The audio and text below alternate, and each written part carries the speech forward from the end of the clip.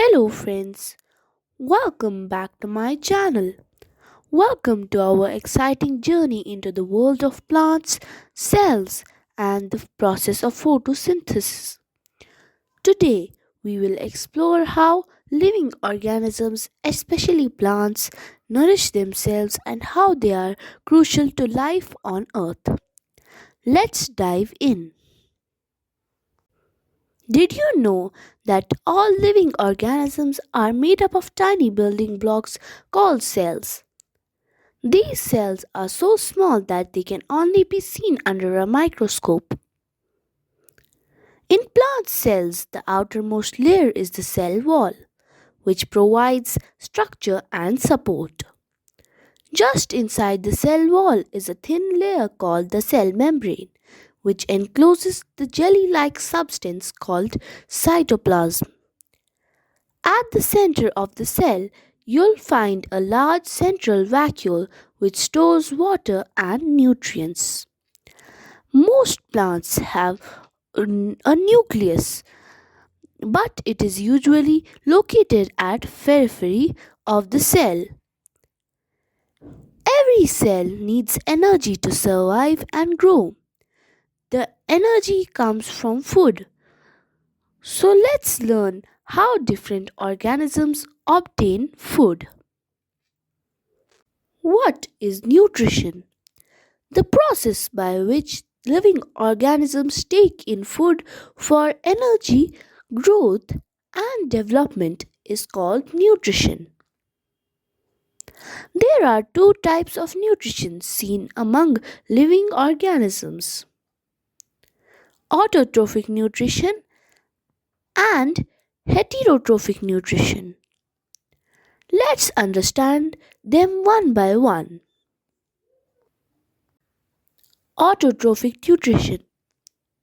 Some organisms have the ability to make their own food using simple chemical substances like carbon dioxide and water.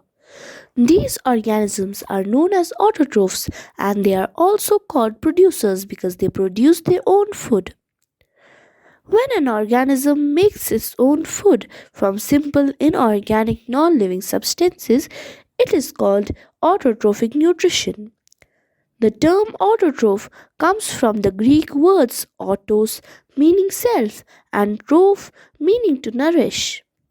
This means that autotrophs are self-nourishing. Green plants and certain bacteria are examples of autotrophs.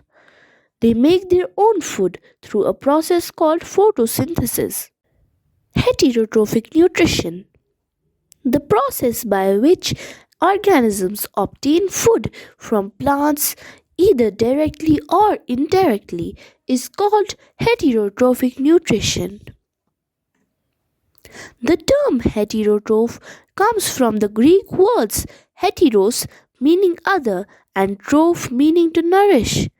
So heterotrophs depend on others for nourishment.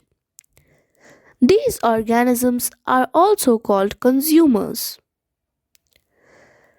Examples of heterotrophs include herbivores, carnivores, omnivores, fungi, and most microorganisms.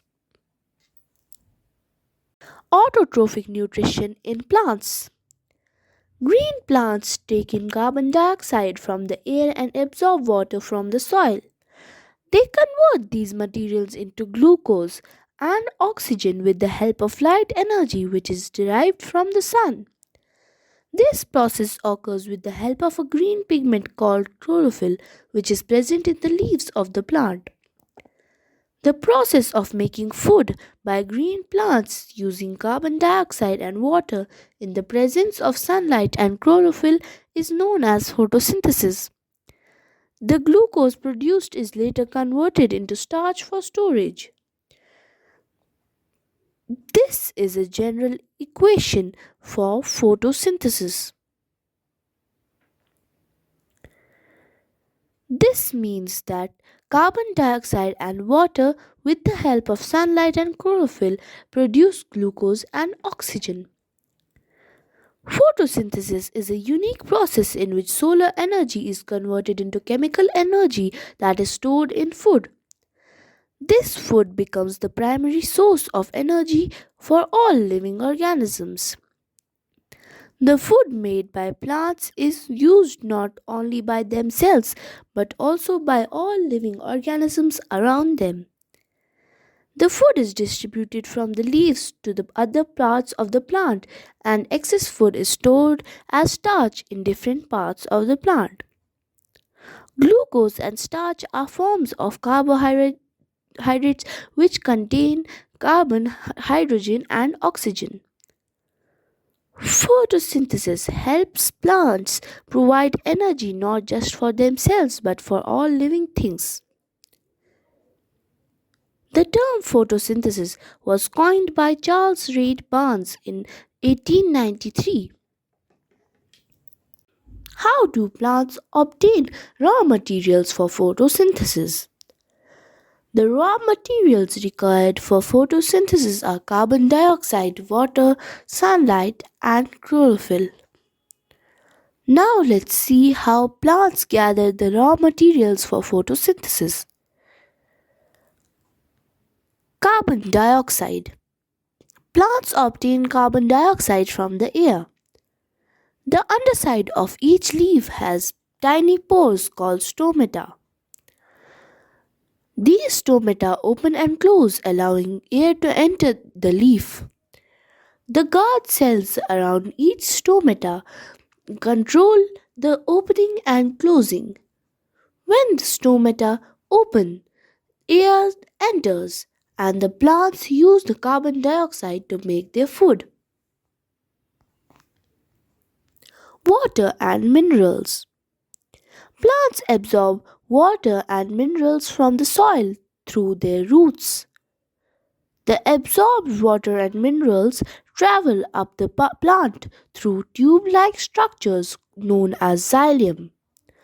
The xylem forms a continuous network of tubes that carries water and minerals from the roots to the stems, branches, and leaves. Chlorophyll. The cells in the green leaves and young stems contain structures called chloroplasts. Chloroplasts are green because they contain the green pigment chlorophyll, which plays a crucial role in photosynthesis.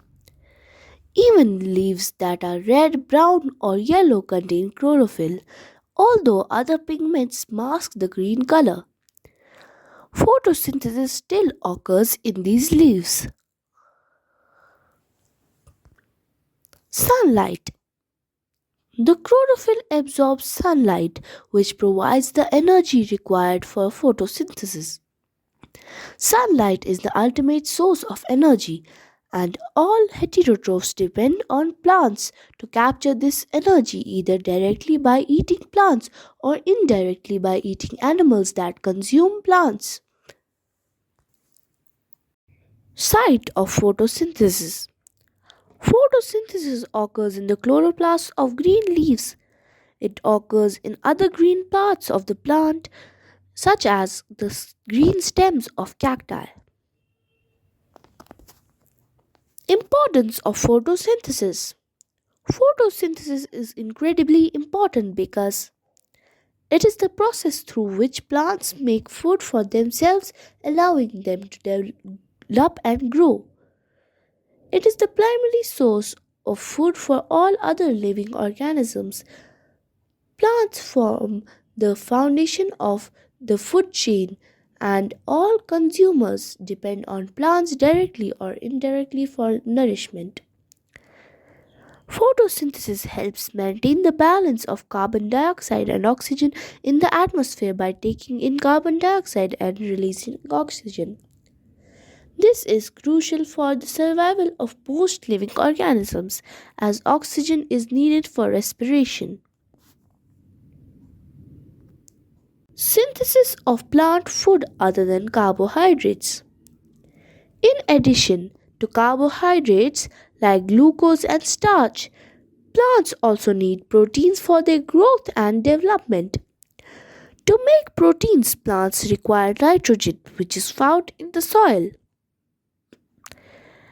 Though nitrogen is abundant in air, plants cannot use nitrogen in its gaseous form. Instead, they depend on certain bacteria called rhizobium, which live in the root nodules of leguminous plants like peas, beans, and gram.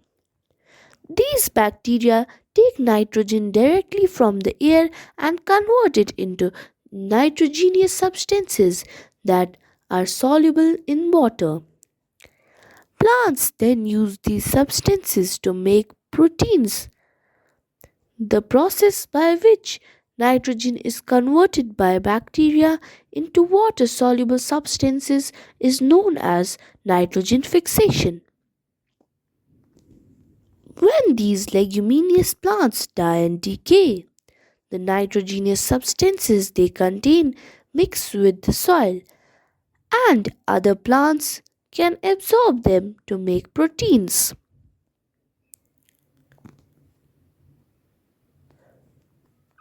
Farmers also practice crop rotation, which helps maintain soil fertility. After growing crops like wheat or rice, farmers often grow leguminous plants to maintain the fertility of the soil. Plants also get nitrogen from the chemical fertilizers that farmers add to the soil. Heterotrophic nutrition in plants. Did you know some plants are also heterotrophs? These plants depend on other plants or animal for their nutrients. They can be classified into parasitic plants, insectivorous plants, and symbiotic plants.